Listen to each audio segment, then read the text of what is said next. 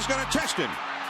Posey can't handle it, and Posey gets clobbered. From Buster Posey's injury that was so serious, a new rule was named after him, to Ray Chapman's accident that remains the most tragic event on a baseball field, here are the worst accidents to ever happen in MLB history.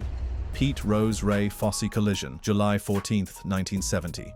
Our countdown begins with an incident that perfectly encapsulates the fine line between competitive spirit and reckless endangerment. It was July 14, 1970, and the annual MLB All-Star Game was unfolding at Cincinnati's Riverfront Stadium. What should have been a celebratory exhibition showcasing the game's brightest stars instead became the stage for one of the most controversial collisions in baseball history. The game had stretched into extra innings, tied 4-4, with tensions running surprisingly high for what was supposed to be a friendly showcase. In the bottom of the 12th inning, Cincinnati Reds star Pete Rose found himself on second base, representing the potential winning run for the National League. When teammate Jim Hickman lined a single to center field, Rose took off with the determination of a man playing Game 7 of the World Series. But standing between Rose and home plate was Oakland Athletics catcher Ray Fosse, a 23-year-old rising star who was having the season of his life. Fosse had been selected for his first All-Star game after a phenomenal first half that saw him hitting 313 with 16 home runs, numbers that had many predicting a bright future for the young backstop. As Rose rounded third base, he made a decision that would define both his legacy and Fosse's career. Rather than sliding safely into home plate, Rose lowered his shoulder and barreled into Fosse with the full force of his 200-pound frame, completely blindsiding the unsuspecting catcher. The collision was devastating. Fosse was knocked backward, his shoulder separating on impact as he crashed to the ground in agony. The ball went flying, Rose was safe, and the National League had won the All-Star Game 5-4. But the victory celebration was muted as medical personnel rushed to attend to the injured Fosse, who lay writhing in pain behind home plate. The young catcher tried to downplay the injury initially, even attempting to continue playing, but it quickly became apparent that something was seriously wrong. The shoulder injury would linger far longer than anyone initially anticipated, fundamentally altering the trajectory of what had promised to be a stellar career. The long-term consequences for Fosse were devastating. Before the All-Star break, he had been on pace for 30-plus home runs and looked destined for stardom. After the collision, he never hit more than 12 home runs in a season again. The shoulder injury robbed him of his power stroke and left him as a shadow of his former self. He would play 9 more seasons in the majors, but always with the knowledge that his career had been derailed by a single, unnecessary collision. Rose, characteristically, never expressed remorse for the play. He defended his aggressive style, arguing that he was simply playing the game the way it was meant to be played, but critics pointed out the hypocrisy of treating an exhibition game with such violent intensity, especially when it came at the cost of a fellow player's career. This collision became a catalyst for future rule changes, though it would take decades for baseball to fully address the dangers of home plate collisions. Next, we have an incident that showcases the vulnerability of pitchers to line drives.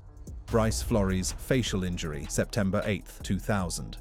On September 8, 2000, Boston Red Sox reliever Bryce Florey stepped onto the mound at Fenway Park for what should have been a routine appearance against their bitter rivals, the New York Yankees. Florey, a 30-year-old journeyman pitcher, had found a home in Boston's bullpen after years of bouncing between organizations. Standing 6'1" and possessing a decent fastball, he wasn't a star by any means, but he was a reliable arm who could eat innings when needed. On this particular evening, he entered the game in the 9th inning with the Red Sox trailing, tasked with keeping the game within reach. The batter he faced was Ryan Thompson, a Yankees outfielder who was known more for his defensive abilities than his power hitting. What followed next happened so quickly that many fans in attendance didn't immediately comprehend the severity of what they had witnessed. Thompson made contact with one of Florey's offerings, sending a vicious line drive straight back toward the mound. In baseball, these are called comebackers, and they're every pitcher's nightmare.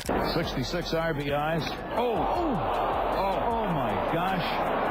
A shot right back at him. The ball struck Florey directly in the face, specifically hitting his eye area, causing immediate and catastrophic damage to his orbital socket and cheekbone. Florey crumpled to the mound immediately, blood pouring from his face as he writhed in agony. The sight was so graphic that television broadcasters were forced to cut away from the close-up shots, protecting viewers from the full horror of what had occurred. Florey had suffered multiple fractures to his cheekbone and orbital socket, along with significant damage to his eye. Blood continued to flow from the wounds, hours as he was carefully loaded onto a stretcher and rushed to Massachusetts General Hospital. Florey's injuries were severe, and the damage to his eye was particularly concerning. Doctors worked frantically to repair what they could, but it became clear almost immediately that Florey's vision had been permanently compromised. Multiple surgeries followed, each one attempting to restore some semblance of normal function to his damaged face. Florey's attempt at a comeback was both inspiring and heartbreaking. After extensive rehabilitation, he managed to return to the mound in 2001, but it was clear that he was not the same pitcher. The permanent vision impairment made it nearly impossible for him to track the ball effectively, and his confidence was understandably shattered. He managed just 7 games, posting a 0-1 record with a horrific 11.42 ERA before being forced to retire. Our journey through baseball's most terrifying moments now brings us to one of the sport's most brutal injuries: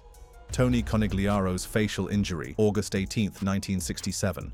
On August 18, 1967, Fenway Park was buzzing with excitement as the hometown Boston Red Sox battled the California Angels in what would become known as one of the most significant games in the ballpark's storied history, though for all the wrong reasons. The 1967 season had been a magical one for both Tony Conigliaro and the Red Sox. The team was in the midst of their impossible dream season, fighting for their first American League pennant since 1946. Conigliaro was having another outstanding year, having already blasted 20 home runs by mid-August and looking every bit like the superstar many had predicted he would become when he first burst onto the scene as a teenager. At just 20 years old, Conigliaro had become the youngest player in American League history to reach 100 career home runs, a feat that spoke to both his prodigious talent and the expectations that surrounded him. The Angels' starting pitcher that fateful evening was Jack Hamilton, a journeyman right-hander who was known more for his competitiveness than his control. Hamilton had a reputation for pitching inside, using his fastball to back hitters off the plate and establish dominance over the strike zone. It was an approach that had served him well throughout his career, but on this night, it would have catastrophic consequences. In the 4th inning, Conigliaro stepped into the batter's box with his characteristic confidence, unaware that he was about to face the pitch that would forever alter his life. Hamilton wound up and delivered a fastball that sailed dangerously inside, heading directly toward Conigliaro's head. In an era before batting helmets provided adequate protection, hitters were essentially defenseless against high-velocity pitches to the head. The pitch struck Conigliaro squarely in the face, specifically hitting his cheekbone and causing severe damage to his left eye, including a detached retina. Conigliaro collapsed immediately, blood streaming from his face as he lay motionless at home plate. Medical personnel rushed onto the field, but the severity of the injury was apparent to everyone present. The young star was carefully lifted onto a stretcher and rushed to Santa Maria Hospital, where the full extent of his injuries began to become clear. The fractured cheekbone was serious enough, but the damage to his eye was potentially career-ending. The detached retina raised immediate questions about whether Conigliaro would ever see properly again, let alone continue his baseball career. Conigliaro missed the remainder of 1967 and all of the 1968 season, undergoing multiple surgeries and extensive therapy to restore his vision and rebuild his confidence at the plate. The psychological impact was perhaps even more challenging than the physical recovery. How do you stand in the batter's box and face 90 Mephi-ish fastballs when you know firsthand how quickly everything can go wrong? Remarkably, Conigliaro did manage to make a comeback. He returned in 1969 and earned Comeback Player of the Year honors, hitting 20 home runs and driving in 82 runs. For a brief moment, it seemed like the fairy tale ending was within reach. The local hero had overcome a devastating injury to reclaim his place among baseball's elite. But the vision problems persisted and gradually got worse. Conigliaro's performance began to decline as his eyesight deteriorated, making it increasingly difficult to pick up the ball out of the pitcher's hand. By 1971, at just 26 years old, he was forced to retire from baseball, his promising career cut short by the lingering effects of that August night in 1967. The injury spurred significant advancements in batting helmet design, including the addition of ear flaps that are now standard equipment. But for Tony Conigliaro, these improvements came too late to save what should have been a Hall of Fame career. Next on this list, we have an injury that fundamentally changed how the game is played at home plate.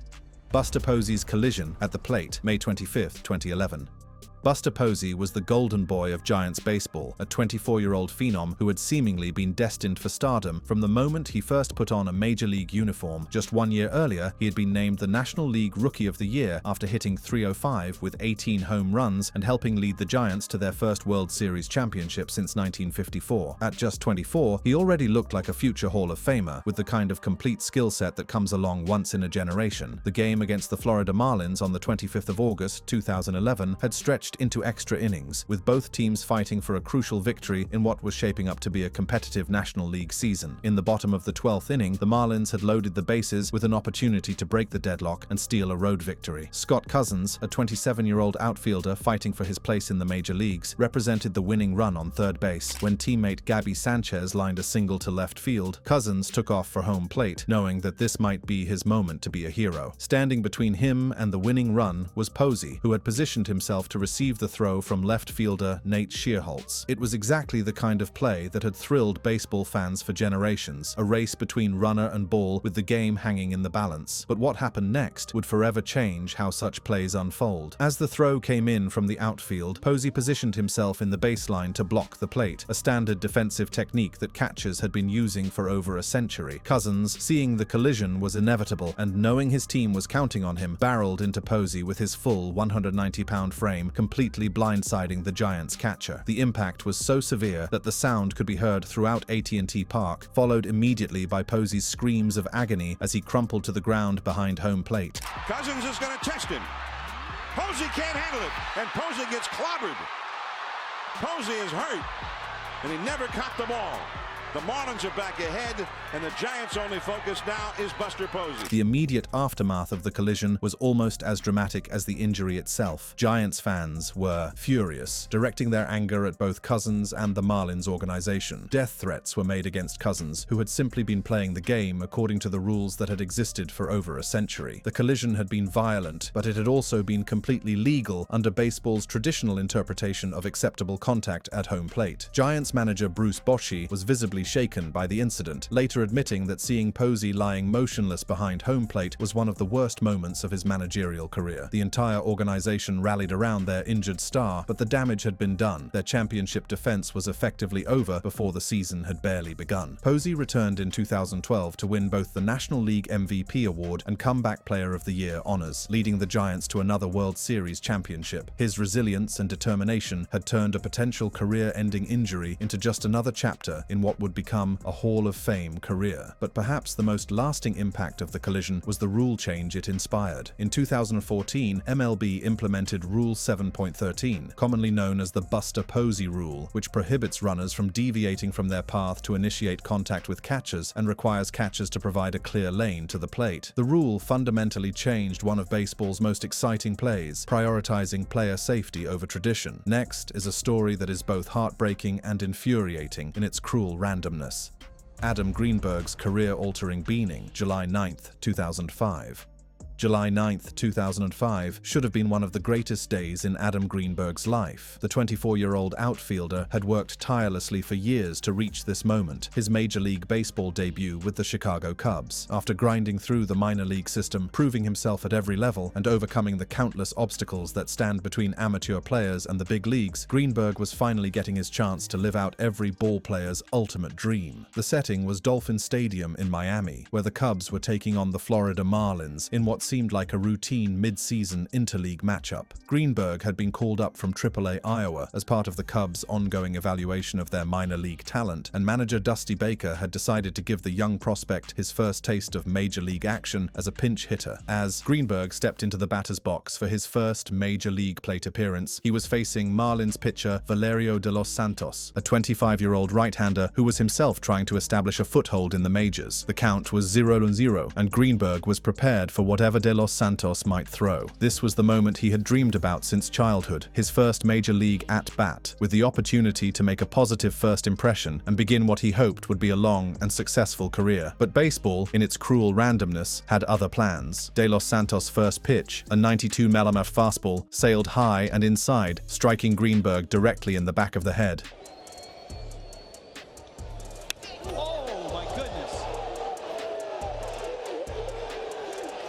Greenberg fell and lay motionless at home plate, clearly dazed and in obvious distress. Medical personnel rushed onto the field as teammates and opponents alike looked on in shock. The pitch had caused a severe concussion and post-traumatic vertigo, conditions that would plague Greenberg for years to come. As he was helped off the field and taken to a local hospital for evaluation, no one could have predicted that this would be his last major league appearance for 7 years, and that his promising career had effectively ended before his first at-bat had even been completed. The Cubs organization organization initially remained supportive, hoping that Greenberg would be able to recover and resume his development as a prospect. But as weeks turned into months and his symptoms showed little improvement, it became clear that this was not a typical injury that would heal with rest and rehabilitation. The neurological damage was profound and potentially permanent. Greenberg's attempts to return to baseball were heartbreaking to witness. He would periodically feel well enough to attempt a comeback, only to have his symptoms return with a vengeance as soon as he tried to engage in any kind of physical activity. The simple act of trying to track a moving baseball would trigger severe vertigo episodes that left him nauseated and disoriented. Years passed with little improvement in Greenberg's condition. He bounced around the minor leagues, trying desperately to recapture even a fraction of his former ability. But the combination of physical limitations and psychological trauma made it nearly impossible. Greenberg never played another MLB game until 2012, when the Florida Marlins organization, in a gesture of remarkable compassion and sportsmanship, offered him a one-day contract for a single at-bat. 7 years after his career had been derailed by that devastating beaning, Greenberg finally got the chance to complete his first major league plate appearance. The result, a strikeout, was almost irrelevant compared to the symbolic importance of the moment. Greenberg later became an advocate for concussion awareness and research, using his platform to educate others about the serious long-term effects of head injuries in sports. Next on this list is an injury that shows how quickly a routine moment can transform into a career-ending catastrophe.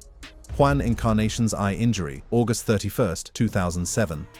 Juan Encarnacion was a veteran presence on the Cardinals team, a 31-year-old outfielder with 11 years of major league experience who had seen just about everything the game had to offer. Born in the Dominican Republic, Encarnacion had worked his way through the minor leagues and established himself as a reliable major league player, the kind of steady professional who could be counted on to contribute both on the field and in the clubhouse. His career had been one of consistent productivity rather than superstar performance. Encarnacion had never been an all-star or won any major awards, but he had carved out a successful career through hard work, professionalism, and the kind of steady performance that teams value in veteran players. He had played for several organizations throughout his career, always earning the respect of teammates and coaches for his work ethic and positive attitude. On this particular evening, Encarnacion was preparing for his next at-bat by taking his position in the on-deck circle, going through the routine that every major league hitter has performed thousands of times throughout their career. He was focused on the at-bat ahead, studying the pitcher and mentally preparing for his upcoming plate appearance, completely unaware that disaster was about to strike from an impossible angle. The batter at the plate was his teammate Aaron Miles, a utility infielder who was known more for his defensive versatility than his power hitting. Miles made contact with the pitch, sending what appeared to be a routine foul ball toward the Cardinals' dugout area. But the trajectory of this particular foul ball was anything but routine. The ball screamed directly toward the on-deck circle where Encarnacion was standing, striking him squarely in the left eye before he had any chance to react or protect himself. Our final month just about, so oh my goodness, and that hits Encarnacion on deck, and it might have got him right in the face. Oh my goodness. I did think it hit the helmet, or I heard some kind of a blow, but Teammate Jim Edmonds, a veteran outfielder who had seen his share of injuries throughout his career, immediately rushed to Encarnacion's aid and helped him off the field. Even Edmonds, known for his toughness and composure, was visibly shaken by what he had witnessed, later describing it as one of the most disturbing injuries he had ever seen on a baseball field. Team physician Dr. George Patella, who had treated countless sports injuries throughout his career, described the damage as resembling an eggshell that had been completely shattered. The ball had caused multiple fractures to Encarnacion's eye socket and surrounding facial bones, while also causing severe damage to the eye itself. Dr. Patella, despite his extensive experience with sports-related trauma, admitted that this was one of the worst facial injuries he had ever encountered in his medical career. The combination of the ball's velocity and the precise location of the impact had created a perfect storm of devastating damage that would require multiple surgeries and extensive rehabilitation just to restore basic function. Surgeons worked for hours, trying to piece together the fragments of bone and repair the extensive soft tissue damage, but it quickly became apparent that some of the damage was simply too severe to be fully corrected. The Cardinals organization and manager Tony La Russa were deeply affected by the incident. Despite the team's victory that night, La Russa was somber and reflective in his post-game comments, acknowledging that baseball games suddenly seemed far less important when viewed in the context of what had happened to Encarnacion. The injury forced Encarnacion into immediate retirement, ending an 11-year career that had been built on consistency, professionalism, and dedication to the game he loved. At 31 21 years old, he was still in his prime and could have reasonably expected to play several more seasons, making the sudden end to his career all the more tragic. Up next, we have the tragic Tony Saunders injury. Tony Saunders' arm snaps, May 26, 1999.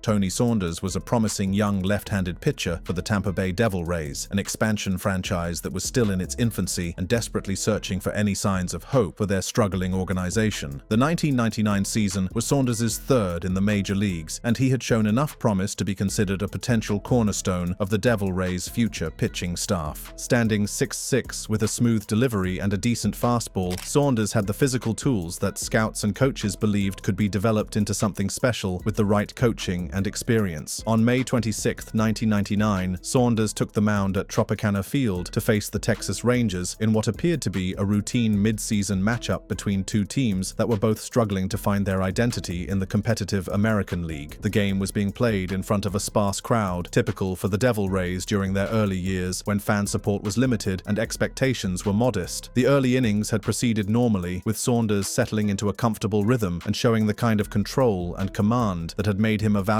member of the Devil Rays rotation. He was attacking the strike zone aggressively and getting ahead of hitters, exactly the kind of approach that his coaches had been encouraging him to take against a Rangers lineup that could be dangerous when pitchers fell behind in the count. In the third inning, with the game still scoreless and Saunders feeling confident about his stuff, disaster struck in the most horrifying way imaginable. As he delivered what appeared to be a routine fastball, his left humerus bone simply snapped in half. The noise was so distinct and so disturbing that fans in the stands could immediately tell that something catastrophic had occurred. Saunders collapsed on the mound immediately, his left arm hanging at an impossible angle as he screamed in agony. Saunders had suffered a compound fracture of his humerus bone, with the break so severe that the bone had actually snapped completely in two. Saunders missed the remainder of the 1999 season while undergoing an extensive rehabilitation program designed to restore strength and function to his reconstructed arm. The physical therapy was grueling and painful, requiring him to gradually rebuild the muscle strength and coordination that had been lost during the long recovery period. Against all odds, Saunders attempted a comeback in 2000, determined to prove that he could overcome even this devastating injury and return to the major leagues. The Devil Rays organization supported his efforts, hoping that their young pitcher could make a miraculous recovery and resume his career at the highest level of professional baseball. But baseball's cruel randomness struck again in the most horrifying way possible. During a minor league rehabilitation assignment, while attempting to throw a pitch in game conditions, Saunders' humerus bone snapped again in exactly the same place. The second break effectively ended any realistic hope of continuing his professional baseball career, as doctors determined that the bone structure had been too severely compromised to withstand the demands of pitching. Saunders briefly attempted to continue his career in independent leagues in 2005, driven by an admirable but ultimately futile desire to prove that he could still compete at a professional level. However, the lingering effects of his injuries made it impossible for him to regain his former effectiveness, and he was eventually forced to accept that his playing days were over. Finally, we have the most tragic event to ever happen in MLB history. Ray Chapman's fatal beaning, August 16, 1920.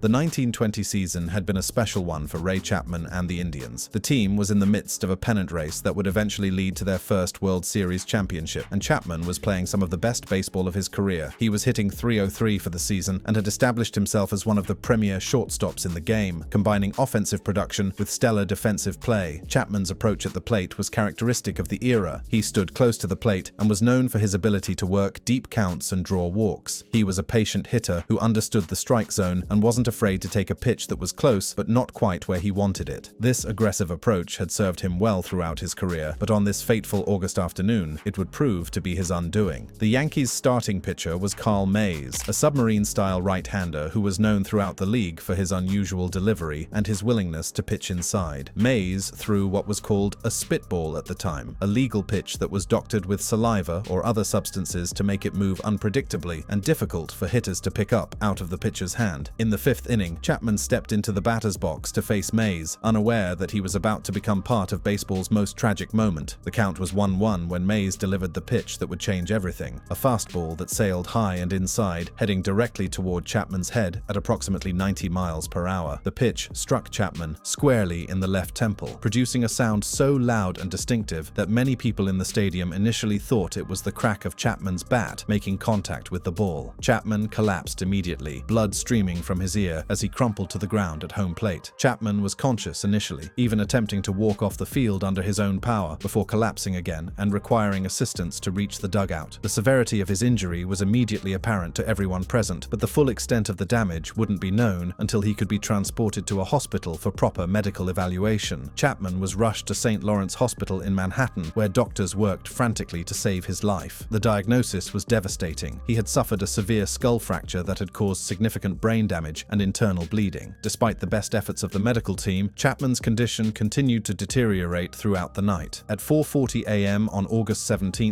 1920, approximately 12 hours after being struck by Mays' pitch, Ray Chapman died from his injuries, becoming the first and only player in Major League Baseball history to die as a direct result of an on-field injury during a game. The news of his death sent shockwaves throughout the baseball world and beyond, creating a national tragedy that extended far beyond the sport itself. The immediate aftermath of Chapman's death was emotionally devastating for everyone involved. His teammate and roommate, Joe Sewell, was so distraught that he initially couldn't bring himself to continue playing baseball. The entire Indians organization was in mourning, struggling to comprehend how their beloved shortstop could be gone so suddenly and senselessly. Carl Mays, despite being cleared of any criminal wrongdoing, was devastated by the incident and faced intense scrutiny and criticism from fans, players, and the media. Many people believed that he had intentionally thrown at Chapman, though Mays maintained until his death that the pitch had simply gotten away from him. The controversy would follow Mays for the rest of his life, making him one of the most reviled figures in baseball history. The tragedy led to immediate and significant changes in baseball safety protocols. The most important of these was the banning of the spitball the following season, eliminating a pitch that was difficult for hitters to see and track. This rule change was a direct response to Chapman's death and represented the first major safety reform in baseball history. The incident also accelerated the adoption of batting helmets, though it would take several more decades before they became mandatory equipment.